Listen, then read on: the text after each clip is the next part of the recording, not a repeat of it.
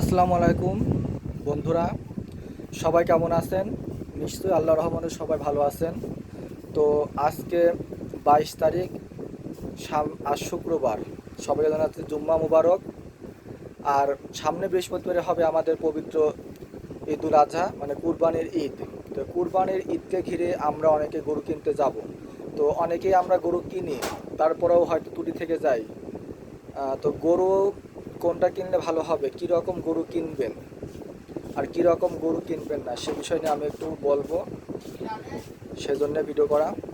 তো আমরা কুরবানি ঈদে কিন্তু আমাদের কুষ্টিয়াতে সারা বাংলাদেশে একটা গরুর একটা হয়েছে, একটা আনন্দ রয়েছে। কুরবানি ঈদের একটা আনন্দ হচ্ছে, সেটা হচ্ছে কুরবানি, এটা ত্যাগ, ত্যাগের একটা মহিমা।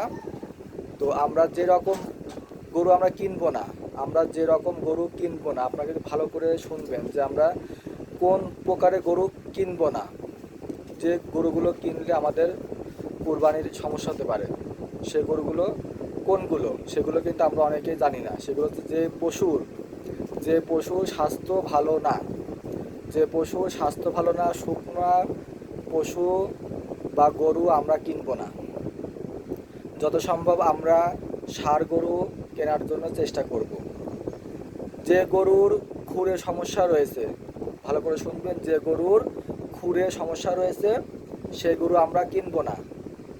যে গরুর অন্ধ, চোখে দেখে না, অন্ধ গরু এবং অন্ধ প্রকাশ পায়, যে গরুটা অন্ধ, এমন গরু আমরা ক্রয় বিক্রয় করব না, সেটা কুরবানির জন্য অযোগ্য।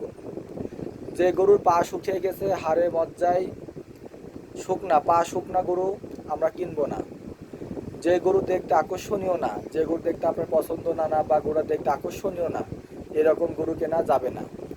আর অতিরিক্ত বয়স্ক গরু কেনা যাবে না। যেসব গরুর বয়স বেশি, আপনি যদি বুঝতে পারেন যে না এই গরুটার বয়স বেশি, সেরকম গরু আমরা কিনবো না। তাহলে আমরা কি শুনলাম, যে আমরা কি কোন ভালো স্বাস্থ্যবান গরু আমরা কিনবো, আমরা ভালো স্বাস্থ্যবান গরু কিনবো।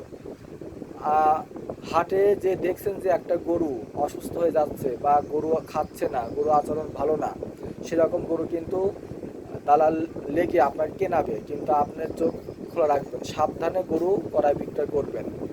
গরু কিনতে গেলে গরু কেনার আমাদের সুন্নত হিসেবে এবং আমাদের যেভাবে নির্দেশ দেওয়া হয়েছে, মুসলমানদের যেভাবে গরু দেখে শুনে কিনতে হবে, এটা কিন্তু অনেক, কুরবানি কিন্তু একটা অনেক একটা পবিত্র একটা জিনিস। আমাদের মুসলিম সমাজের মধ্যে, আমরা মুসলমান, আমাদের জন্য কুরবানি কিন্তু অনেক মায়নে রাখে।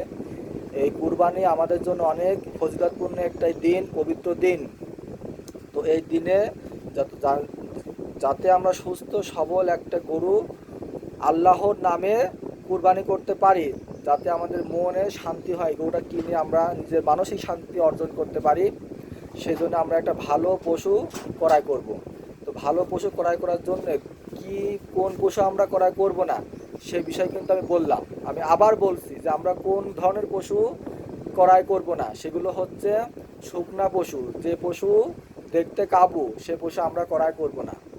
দ্বিতীয় হচ্ছে কোনটা, যে পশুটা আপনার খুরে সমস্যা হয়েছে, হাঁটতে পারে না, খুরে সমস্যা, খুরে অসুখ বা খুরে সমস্যা, খুর নেই, এরকম গরু আমরা কিনবো না। আর 3 নম্বর হচ্ছে যে পশুটা অন্ধ বা কারো সমস্যা আছে বা ক্ষত সৃষ্টি আছে, এরকম গরু আমরা কিনবো না। আমরা ভালো আকর্ষণীয় সুন্দর গরু কিনবো। আর 4 নম্বর হচ্ছে যে গরুটার বয়স বেশি, যে গরুটার বয়স বেশি এমন গরু আমরা কিনবো না। আর কোন গরু কিনবো না, যে গরু দেখবো যে হাটে খাওয়া দাওয়া করছে না, ঝিমোচ্ছে, মানে হাঁপ খাচ্ছে, সমস্যা, দাঁতে পারে না, চলাচল করতে পারে না, এমন গরু আমরা কিনবো না। তাহলে এই গেল আমরা কীরকম গরু ক্রয় করব না। আর এখন বলছি আমি যে কোন গরুটা আপনি কুরবানিতে কিনতে হবে। তো প্রথমে আমি যে বিষয়টা বলবো সেটা হচ্ছে গরুটা, প্রথমে আপনার যদি গরুটা সুন্দর এবং আকর্ষণীয় রং কালার হতে হবে। দ্বিতীয়তম হচ্ছে কুরবানির গরুর বয়স কম হতে হবে। যেমন ইন্ডিয়াতে 14 বছরের 14 বছরের যে গরু শুভেন্দু বলেছে, তাতে কিন্তু মুসলমানরা সবাই ক্ষুব্ধ। তা আপনারা বাংলাদেশে কিন্তু এই বেশি বয়সের গরু কেউ কিনবেন না, কম বয়সে গরু কিনবেন। আর 3 নম্বর হচ্ছে যে গরুর স্বাস্থ্য ভালো থাকতে হবে। গরুর গায়ে ক্ষত, খুরে সমস্যা, কানে ঘাও বা অন্য কোনো খাওয়া দাওয়া করে না এমন গরু ক্রয় করা যাবে না। আর একটা হাটে গিয়ে অবশ্যই খেয়াল করবেন, সেটা হচ্ছে গরু যাতে ঠিক মতো পানি খাবার খাচ্ছে কি না সেটা দেখে ক্রয় করবেন।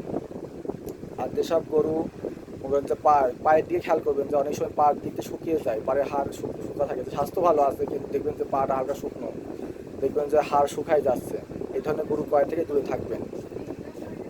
তো আজ আমার ভিডিও এই পর্যন্তই।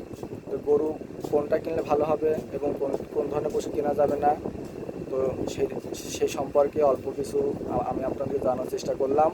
যদি ভুল ত্রুটি হয়ে থাকে তো ক্ষমার চোখে দেখবেন। তো আজ এই পর্যন্তই, সবাইকে সালাম দিয়ে আমার এই ভিডিও শেষ করছি। আসসালামু আলাইকুম।